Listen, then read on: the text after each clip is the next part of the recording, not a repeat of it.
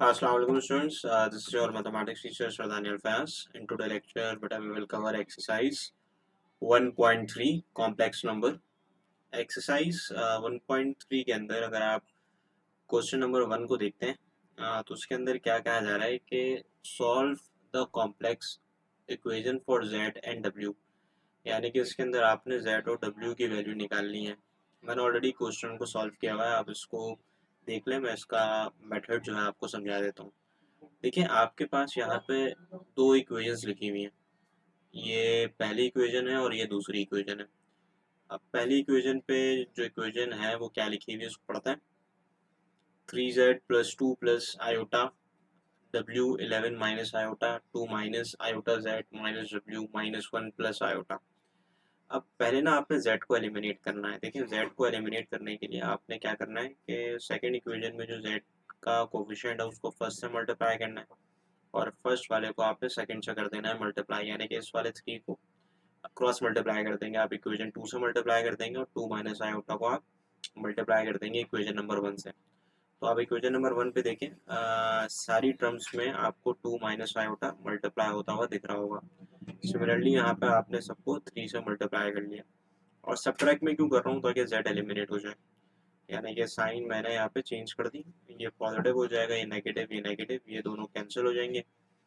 यहाँ पर दिया 2 माइनस आयोटा, यहाँ पर दिया 2 प्लस आयोटा w, ये माइनस का प्लस हो गया। 11 माइनस आयोटा 2 माइनस आयोटा रहेगा वैसे ही, और -3 टाइम्स -1 प्लस आयोटा रहेगा वैसे ही। अच्छा ठीक है, अब यहाँ पे आप अप्लाई कर लें formula a minus B A plus B. A minus B A plus B बराबर है A square minus B square के। आयोटा स्क्वायर -1 के इक्वल होता है, 2 का स्क्वायर 4 होता है, तो 4 प्लस 1 कितना हो जाएगा, 5 हो जाएगा। अब 5 और 3 को आप ऐड कर लें, जब ऐड करेंगे तो ये 8w हो जाएगा। सेम तरीके से यहाँ पे पहले 11 को 2 से करें मल्टीप्लाई, 22, 11 को माइनस आयोटा से करें -11 आयोटा, माइनस आयोटा को 2 से करें -2 आयोटा, फिर माइनस आयोटा को अगेन माइनस आयोटा से करें आयोटा स्क्वायर, फिर माइनस जो है वो मल्टीप्लाई हो जाएगा आपका -1 और नेगेटिव प्लस आयोटा से, तो ये -3 आयोटा हो जाएगा। अब 4 प्लस 1 5 होता है, 5 प्लस 3 क्या होता है, 8 हो जाता है।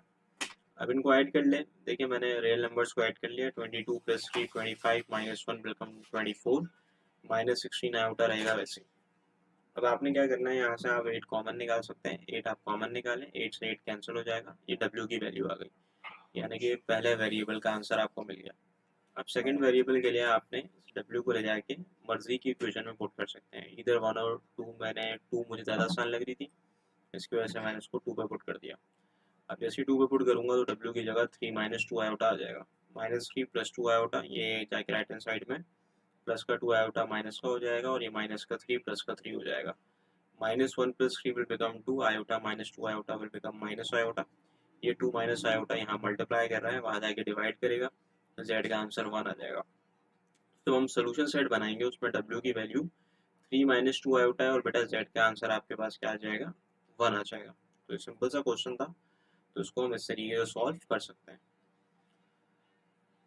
Part number 2। अच्छा, पार्ट नंबर 2 के अंदर अगर हम इन दोनों इक्वेशंस को देखें तो बहुत सिंपल है कि आपने वही अप्रोच रखनी है कि पहली वाली इक्वेशन को आपने दूसरी वाली इक्वेशन में जो z का कोफिशिएंट है उससे मल्टीप्लाई कर देना है।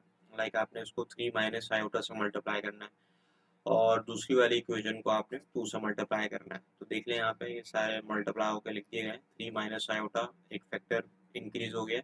सिमिलरली यहाँ पे हमने इसको 2 से मल्टीप्लाई कर दिया, साइन चेंज करके z को एलिमिनेट कर दिया। 3 माइनस आयोटा, यहाँ पर दिया 3 प्लस आयोटा, और and then we have plus का 2 iota w, 9 minus iota, 3 minus iota रहेगा वैसे। Then we have -2 -1 plus iota. a minus B A plus B बराबर होता है A square minus B square के, तो ये 10 हो जाएगा, और बेटा 2 आयोटा w रहेगा वैसे ही। अच्छा, 27 प्लस 2 29, और आयोटा स्क्वायर -1 होता है। 27 प्लस 2 29 -1 28 हो जाएगा। -9 -3 जो है वो -12, -12 -2 जो है वो -14 आयोटा होगा। इन दोनों में कुछ कॉमन आ रहा है, इन दोनों में मैं 2w कॉमन निकाल लेता हूँ। अब जब मैं कॉमन निकालूंगा तो जाहिर है यहाँ बच जाएगा 5 प्लस आयोटा और 2, इनको मैं डिवाइड कर दूंगा, 2 से 2 कैंसिल हो जाएगा। तो w जो है मेरे पास वो आ जाएगा 14 माइनस आयोटा 7 आयोटा और 5 प्लस आयोटा। अब हमें जाहिर सी बात है रियल पार्ट और इमेजिनरी पार्ट को सेपरेट करना है। Then we have to multiply and divide with 5 minus iota, यानी कि डिनोमिनेटर के कॉन्जुगेट से मल्टीप्लाई और डिवाइड कर देंगे। अब आप सिंपली मल्टीप्लाई कर लें, पहले आप 14 को मल्टीप्लाई कर लें 5 से, 70 आ जाएगा आंसर। 14 को आप -1 से करें, -14 आयोटा -7 × 5 -35 माइनस माइनस प्लस हो जाएगा, -14 -35 -49 हो जाएगा, and then it will become -7। 70 -7 63 हो जाएगा, 25 + 1 26 हो जाएगा। एलसीएम ब्रेक कर दें आप। सर डब्ल्यू की वैल्यू आपको मिल गई है। अब आपको जेड चाहिए। अब जेड के लिए आप अपनी मर्जी की इक्वेशन में पुट कर सकते हैं। मैंने इसको इक्वेशन 2 पे सब्स्टिट्यूट किया, तो आप डब्ल्यू की जगह देख सकते हैं सेम इक्वेशन है, बस डब्ल्यू की जगह डब्ल्यू की वैल्यू आ गई है। अब मैंने क्या किया, देखो ये चीज़ माइनस में वहाँ जाके प्लस हो जाएगी। अब इसको क्रॉस मल्टीप्लाई कर लो, 26 को -1 प्लस आयोटा से मल्टीप्लाई कर लें, तो ये हो जाएगा -26 + 26 आयोटा, ये हो जाएगा 63 आयोटा -49 आयोटा स्क्वायर, क्योंकि आयोटा जब आयोटा से मल्टीप्लाई होगा तो आयोटा स्क्वायर हो जाएगा। अच्छा, आयोटा स्क्वायर -1 के इक्वल होता है, तभी ये माइनस से माइनस मल्टीप्लाई होके प्लस हो जाएगा। -26 + 49 23 होता है, then we have 26 + 63 which is 89। अब आप क्या करेंगे, 3 माइनस आयोटा यहाँ मल्टीप्लाई कर रहा है, वहाँ जाके डिवाइड करेगा। अब डिवाइड करने के बाद सेकेंडली अगेन मसला ये है कि डिनोमिनेटर में मैं मतलब कॉम्प्लेक्स नंबर आ रहा है, तो मल्टीप्लाई डिवाइड कर देंगे कॉन्जुगेट से। अब 3 minus iota 3 plus iota, then आप मल्टीप्लाई कर लें, तो ये वही a² - b², इसको सिंप्लीफाई किया। अब सिंप्लीफाई करने के बाद 23 + 267 290 होता है, माइनस का 89 रहेगा वैसे ही। सेकेंडली आप जो है उसको फर्दर थोड़ा सा और सॉल्व कर लें, 69 - 89 -20 हो जाएगा। 10 आप कॉमन निकाल लें, 10 से 10 कैंसिल हो जाएगा। अच्छा, ये 26 जो है आप जाहिर सी बात है इसके डिनोमिनेटर में भी भेज देंगे और 29 के डिनोमिनेटर में भी भेज देंगे, तो ये बन जाएगा -1/13, ये बन जाएगा 29/26। यानी कि सोल्यूशन सेट में पहले डब्ल्यू की वैल्यू लिख देंगे, then we will write the value of Z. तो ये हमारा क्वेश्चन नंबर 1 सॉल्व होता है। अब क्वेश्चन नंबर 2 जो है ना, इसमें फैक्टर्स बनाने हैं। फैक्टर्स बनाने के लिए बहुत सारे तरीके कार हैं। अब यहाँ पे 2 तरीके के सवाल हैं, मैं 2 तरीके के सवाल आपको बताऊंगा, देन बाकी पार्ट्स आपने करने। तो क्वेश्चन नंबर 2 पार्ट नंबर 1, एक तो क्वाड्रेटिक इक्वेशन होगी और दूसरा क्यूबिक इक्वेशन होगी। दोनों के आपने मेथड सीखना है। तो पहले वाले सवाल के अंदर अगर आप इसका क्वाड्रेटिक इक्वेशन देखते हैं, बड़ा सिंपल है। वो ये है कि आप इसका प्लस का फैक्टर बनाने के लिए आप प्लस की जगह माइनस माइनस लिख दें। अब इस माइनस की जगह आप आयोटा स्क्वायर लिख दें, ये बन जाएगा 9b आयोटा का होल स्क्वायर। अब ये बन गया a² - b², तो a² - b² बराबर होता है a + b a - b। अगर पावर 2 होगी तो फैक्टर्स 2 बनेंगे, तो याद रखिएगा a² + b² बराबर किसके होता है, a + b आयोटा और a - b आयोटा के। फॉर एग्जाम्पल, अगर 4z² + 36b² लिखा हुआ है, तो 4 किसका स्क्वायर होता है, 2z का। तो अगर बीच में प्लस आ रहा है ना, तो आप आयोटा में ब्रेक करके इसको ऐसे लिख सकते हैं आफ्टर मेकिंग अ स्क्वायर। ठीक है। अब क्वेश्चन नंबर 2 पार्ट नंबर 2 में देखो, इसका भी आपने फैक्टर्स बनाने हैं। तो फैक्टर्स बनाने के लिए आपने 9 क्लास के अंदर भी रिमाइंडर थ्योरम पढ़ा था। अब इसके अंदर आप क्या कर सकते हैं, सबसे पहले फाइंड कर लें फैक्टर्स ऑफ 5। जो भी आपका नंबर है उसके आप फैक्टर्स फाइंड कर लें। तो 5 के फैक्टर्स क्या होते हैं, एक तो 1 होता है और एक 5 होता है, क्योंकि 5 प्राइम नंबर है तो वो सिर्फ 1 के टेबल में आएगा और 5 के टेबल में आएगा। एक इनिशियल गैस ले लें कि z की जगह 1 रख दें। अब जब आपने z की जगह 1 रखा तो p(1) 0 हो गया। p(1) 0 है तो प्लस का 1 वहाँ जाके माइनस का 1 हो जाएगा। इसका मतलब z - 1 जो है वो गिवन फैक्टर का मतलब पोलिनोमियल है। ठीक है भाई। तो पहले इनिशियल गैस करके इसको 0 करना है। अब 1 से आप इसको सिंथेटिक डिवाइड करेंगे। सिंथेटिक डिवाइड करना कोई मुश्किल काम नहीं है। आपने पहले गिवन पोलिनोमियल का कोफिशिएंट लिख देना है, जो कि है 1 3 1 -5। ये आपने लिख दिया। 1 को नीचे वैसे ही लिख दे, कॉपी डाउन कर लें, देन 1 को 1 से करें मल्टीप्लाई, तो 1 आएगा आंसर। अब 3 + 1 को ऐड कर लें, 4 हो जाएगा। 1 को 4 से करें मल्टीप्लाई, 4 आएगा। 1 + 4 कितना होता है, 5। फिर 1 को 5 से करें, 5 आएगा आंसर। -5 + 5 0 हो जाएगा। अब मसला यहाँ पे ये आ रहा है कि एक फैक्टर तो लीनियर आ गया ना, z - 1, लेकिन ये जो दूसरा फैक्टर है ये क्वाड्रेटिक है। अब इस क्वाड्रेटिक फैक्टर को भी हमने फर्दर रिजॉल्व करना होगा। उसके लिए या तो मिडिल टर्म ब्रेक कर सकते हैं या क्वाड्रेटिक फॉर्मूला। इसकी मिडिल टर्म ब्रेक नहीं होगी। मैं आपको बताता चलूँ, जब भी आप क्यूबिक इक्वेशंस वाले क्वेश्चंस को सॉल्व कर रहे होंगे तो उस पर जो क्वाड्रेटिक फैक्टर होगा उसकी मिडिल टर्म ब्रेक नहीं होगी। उसके अंदर आपने ये करना होगा कि जो भी क्वाड्रेटिक फैक्टर आपका होगा ना, उसके लिए आपने क्वाड्रेटिक फॉर्मूला यूज़ करना होगा। अब क्वाड्रेटिक फॉर्मूला आप सब जानते हैं, minus B plus minus B square minus 4ac upon 2 है होता है।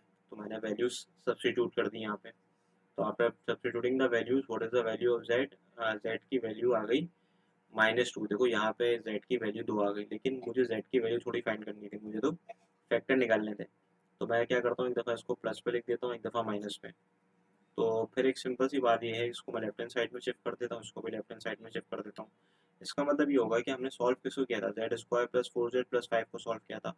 तो इसके दो फैक्टर्स हमें मिल गए। पहला फैक्टर क्या मिल गया, जेड प्लस 2 माइनस आयोटा, जो हमने लेफ्ट हैंड साइड में दो फैक्टर्स लिखे थे ना, लीनियर फैक्टर, उसको हम लिख देंगे। अगर हम इन दोनों को मल्टीप्लाई करके देखें तो यही बनेगा। तो इसकी जगह में इसकी वैल्यूज ये पुट कर दूंगा, इसको मैंने इक्वेशन ए का नाम दे दिया है।